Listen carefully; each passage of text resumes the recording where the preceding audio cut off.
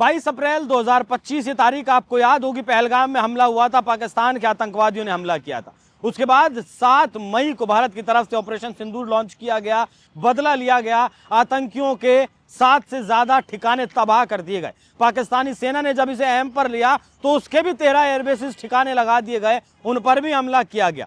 जो परमाणु साइट थी उस पर भी हमला किया गया। ब्रह्मोस की ताकत दिखा दी गई कि पाकिस्तान का एक एक इंच हमारी रडार में है। उसके बाद से जैश ए मोहम्मद हो या फिर लश्कर तैयबा हो, लगातार भारत से बदला लेने की वो टैक्टिक्स अपना रहे हैं। दिल्ली में जो डॉक्टर्स पकड़े गए थे, मतलब पढ़े लिखे डॉक्टर्स पकड़े गए थे, वो उनका भी लिंक आईएसआई से मिला था और ये जैश ए मोहम्मद लश्कर तैयबा से मिला था। एक बार फिर से लगातार रिपोर्ट सामने आ रही थी कि पाकिस्तान हिंदुस्तान को दहलाने की साजिश रच रहा है और वो जो रिपोर्ट थी वो सही साबित हुई, क्योंकि 8 संदिग्धों को पकड़ा गया है। इनके नाम भी सामने आ गए हैं और क्या क्या इनके कनेक्शन है वो भी सामने आ गए हैं। पाकिस्तान के साथ साथ बांग्लादेश से भी ये जुड़े हुए हैं, क्योंकि जब भारत की तरफ से पीओके में और पाकिस्तान के भीतर भी आतंकियों के ठिकाने नष्ट किए गए, उस वक्त मोहम्मद यूनुस बांग्लादेश की सत्ता पर बैठा था और उसने इजाजत दी लश्कर तैयबा और जैश ए मोहम्मद को कि वो बांग्लादेश में आतंकियों के ठिकाने बनाए, आतंकियों के कैंप्स बनाए, और बांग्लादेश में वो कैंप्स आतंकियों के बनाए गए। इसीलिए इन आतंकवादियों का जो कनेक्शन है वो बांग्लादेश से भी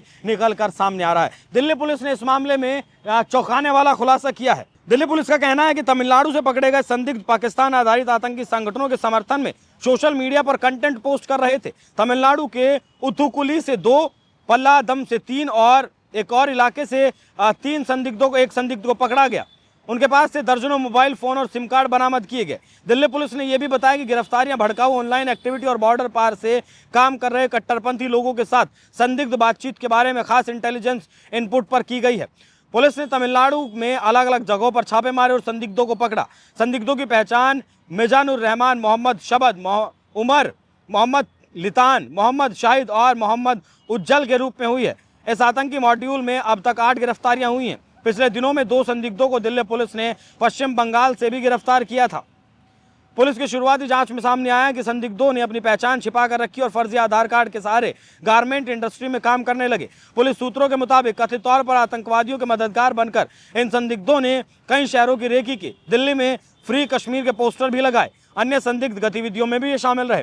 शुरुआती जांच में ये पता चला है कि संदिग्धों के पास से बरामद मोबाइल का इस्तेमाल कथित तौर पर बैन किए गए आतंकी संगठनों को सपोर्ट करने वाले कंटेंट को शेयर करने और संदिग्ध हैंडलर्स के साथ संपर्क बनाए रखने के लिए किया गया था।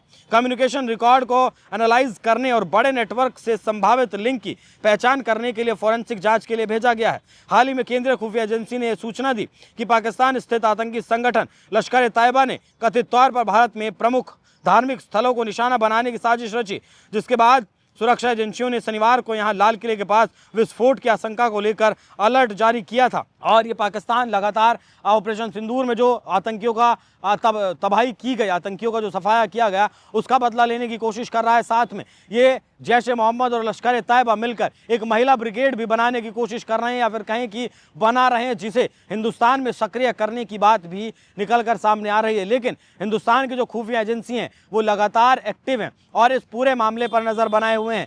जितनी भी घुसपैठ वो बांग्लादेश की तरफ से हो रही हो या फिर पाकिस्तान करने की कोशिश कर रहा हो, सबको न्यूट्रलाइज भारत की एजेंसियां, भारत की सेना लगातार कर रही हैं। तो पाकिस्तान की आईएसआई का जो ये सपना है कि वो भारत में एक बार फिर से आतंकी हमला करेगा, वो उसका सपना ही रहने वाला है, वो कामयाब होने वाला नहीं है, क्योंकि भारत की तरफ से इस पूरे मॉड्यूल को तबाह, कहें कि नेस्तनाबूद करने का काम लगातार किया जा रहा है। इस बार अगर पाकिस्तान ने भारत में कोई आतंकी हमला किया और वो करने में कामयाब रहा तो भारत की तरफ से कहा गया कि ऑपरेशन सिंदूर खत्म नहीं हुआ है और ये फिर से शुरू हो सकता है। और इस बार अगर एक भी आतंकी हमला हुआ पाकिस्तान की तरफ से तो उसे पूरी तरीके से एक्ट ऑफ वॉर माना जाएगा। और जब एक्ट ऑफ वॉर माना जाएगा तो पाकिस्तान की हालात क्या होंगे, पाकिस्तान की हालत क्या होगी, वो आप समझ सकते हैं। क्योंकि एक तरफ बलूचिस्तान के लड़ाके उनकी पैंट उतरवा ले रहे हैं, टीटीपी के जो आतंकवादी हैं वो उनकी पोस्टों को कब्जा कर ले रहे हैं, उन्हें छोड़ने पर मजबूर कर दे रहे हैं,